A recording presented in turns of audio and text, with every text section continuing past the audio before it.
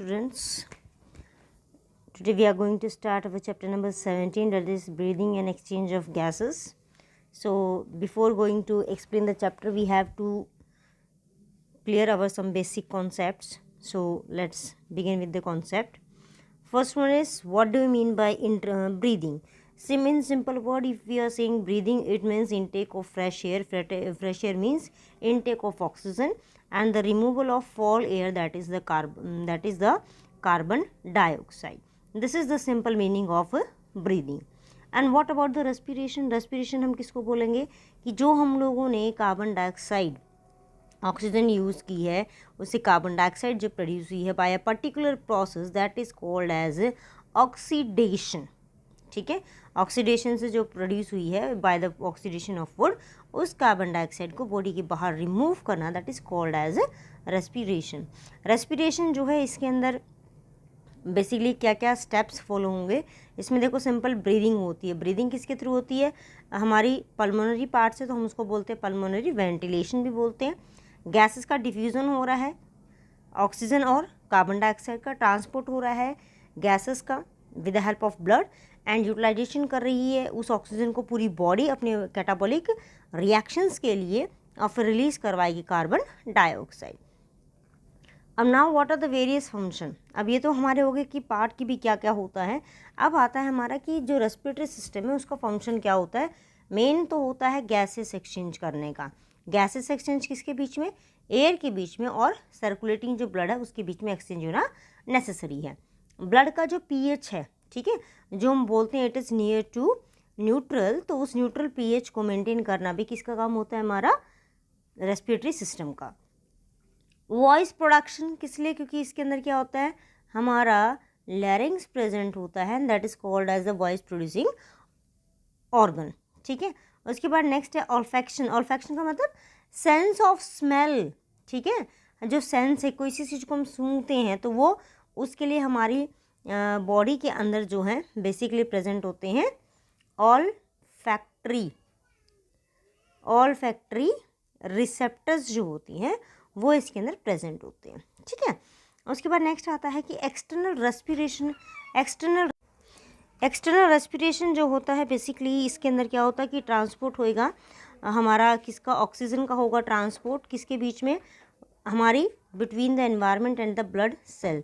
और वो रिलीज़ किसको करती हैं? वो रिलीज़ करती हैं कार्बन डाइऑक्साइड को. ठीक है, उसके बाद नेक्स्ट आता है कि हमारा जो रेस्पिरेटरी सिस्टम है उसके मेन ऑर्गन्स कौन कौन से हैं.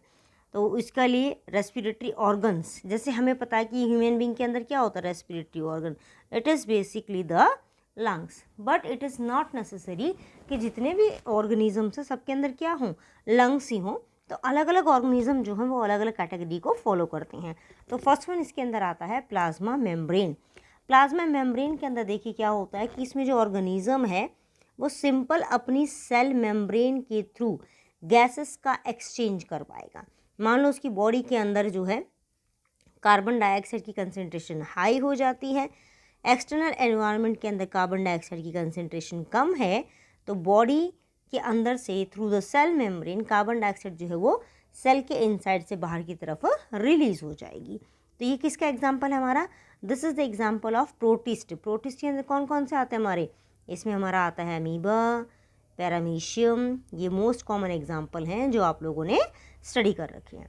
उसके बाद नेक्स्ट इसमें देखते हैं हम लोग, नेक्स्ट है बॉडी वॉल. ठीक है, यानी बॉडी की पूरी जो सरफेस एरिया है उसके थ्रू जो है एक्सचेंज चलेगा. ये किस किस के अंदर ऑब्जर्व होता है?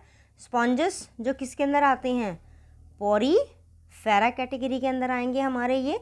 उसके बाद नेक्स्ट है निडेरिया, प्लेटफॉर्म जिनको हमने क्या बोला था? प्लेटीहेलमिन्थस बोला था. एनालिड्स जिसके अंदर लीच हमारी आती है, and the small aquatic animals. इन सब के बीच में गैसेस एक्सचेंज किसके थ्रू चलेगा? Body wall. और प्रोसेस कौन सा होगा? सिंपल डिफ्यूज़न होगा.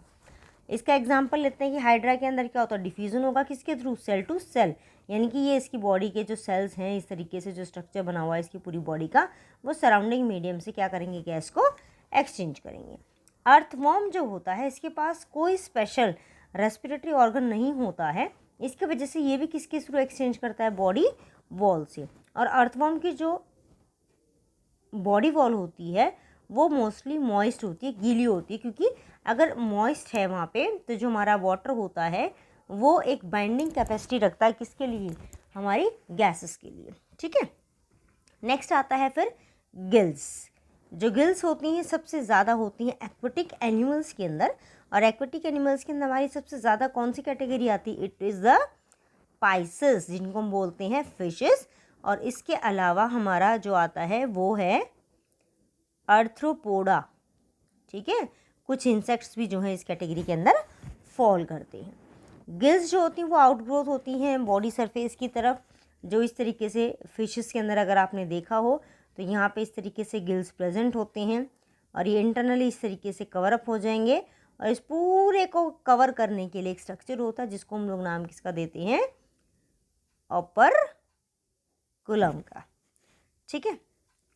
आगे देखिए कि एक्वेटिक एनिमल जैसे प्रॉन्स वगैरह जो होती हैं, फिश हैं, टैडपोल लार्वास जो हैं, ये सब किससे एक्सपायर करते हैं, थ्रू द गिल्स। उसके बाद इसमें जो एक्सचेंज मीडियम है गिल्स में वो किसके बीच में होता है, between the surrounding medium and bloods कहाँ पे प्रेजेंट है, जो गिल कैपिलरीज में ब्लड है उसके बीच में एक्सचेंज चलेगा। The next one is trachea. Trachea जो होता है ये इंसेक्ट्स के अंदर है सबसे ज़्यादा। इंसेक्ट्स के अंदर आते हैं हमारे, it come under category of arthropoda, ठीक है। तो आर्थ्रोपोडा के अंदर आते हैं, इनके अंदर क्या होता है कि एक नेटवर्क बना होता है, जैसे कि इस तरीके से ये उसकी बॉडी मान लें तो इसमें इस तरीके से बहुत पतली पतली ऐसे ट्यूब्स का जो स्ट्रक्चर होता है वो बना होता है, वो कहीं पर जॉइन है, कहीं पर सेपरेट होती हैं। तो इस तरीके से जो ट्यूब लाइक स्ट्रक्चर है वो पूरी बॉडी में फैल जाता है, and this is called as a tracheal system. जो फाइन ट्यूब्स होती हैं ट्रैकियल सिस्टम की, इनको हम लोग बोलते हैं ट्रैकियोल्स, जो एंटायर बॉडी में जो है एक कैविटी क्रिएट करते हैं जिसको हम लोग बोलते हैं हेमियोसील। जो इंसेक्ट का ट्रैकिया होता है वो ओपन होता है पर्टिकुलर स्ट्रक्चर्स में जिनको हम लोग बोलते हैं स्पाइरिकल्स, ठीक है, जो सराउंड करती हैं बाय एनुलर, यानी कि इस तरीके से सर्कुलर रिंग्स उसको जो है सराउंड करती हैं, और वो एक कैविटी बनाएंगी जिसको हम लोग किसका नाम देते हैं, एट्रियम या फिर ट्रैकियल चैम्बर का। Next one is about the book lungs. अब बुक लंग्स का मतलब है ना कि किताबें हैं ये, इसका मतलब क्या होता है कि बेसिकली जो ये ऑर्गन होते हैं वो एक प्लेट्स के फॉर्म में, यानी कि इस तरीके से फ्लैट प्लेट्स जो हैं उनके फॉर्म में एक के ऊपर एक इसकी लेयर बनी होती हैं। तो ये जो लेयरिंग सिस्टम है इसका वो ऐसे अपीयर होता है जिसके हमने बुक्स को रखा हुआ है, ठीक है। तो that's why it is called as a book lungs. ये किसके अंदर होता है, स्कॉर्पियंस और स्पाइडर्स के अंदर बहुत ही ज़्यादा ये कॉमन है। उसके बाद नेक्स्ट है lungs. As you all know lungs जो होती हैं जितने भी वर्टिब्रेट्स हैं उनकी बॉडी के अंदर ये प्रेजेंट होती हैं, फिशेस को छोड़कर। फिशेस भी इसी के अंदर आती है, लेकिन फिशेस किससे रेस्पायर करती हैं, दे रेस्पायर थ्रू गिल्स। उसके बाद नेक्स्ट हम देखते हैं कि इसके एसेंशियल फीचर्स क्या होते हैं लंग्स की, कि भाई क्यों वो रेस्पायर करती हैं। एक तो वो बहुत थिन है, दूसरा उसका एपिथेलियल जो टिश्यू होता है वो सेपरेट करता है किसको, ब्लड कैपिलरीज को, कार्बन डाइऑक्साइड और ऑक्सीजन जो ब्लड है, ऑक्सीडेटेड डीऑक्सीनेटेड ब्लड, उसको टोटली वो सेपरेट करता है। और जो रेस्पिरेशन होती है बाय लंग्स उसको हम लोग नाम देते हैं पल्मोनरी रेस्पिरेशन। पल्मोनरी रेस्पिरेशन सबसे ज़्यादा सक्सेसफुल है किसकी वजह से, due to alveoli, because alveoli जो होती हैं वो बहुत ही थिन मेम्ब्रेन की बनी होती हैं और गैसेस एक्सचेंज को बहुत ही ज़्यादा जो है वो सपोर्ट करती हैं। उसके बाद नेक्स्ट हम लोग स्टडी करेंगे अपना human respiratory system in our next video.